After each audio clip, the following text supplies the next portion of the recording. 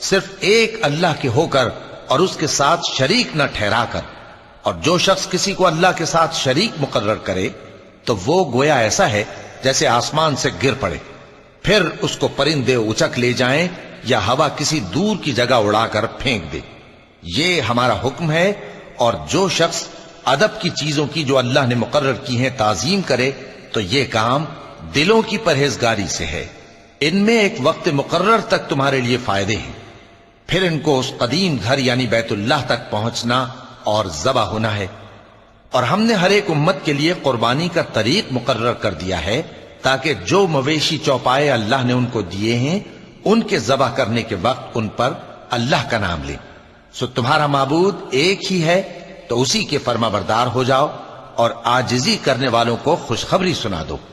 یہ وہ لوگ ہیں کہ جب اللہ کا نام لیا جاتا ہے تو ان کے دل ڈر جاتے ہیں، اور جب ان پر مصیبت پڑتی ہے تو صبر کرتے ہیں، اور نماز آداب سے پڑھتے ہیں، اور جو مال ہم نے ان کو عطا فرمایا ہے اس میں سے نیک کاموں میں خرچ کرتے ہیں۔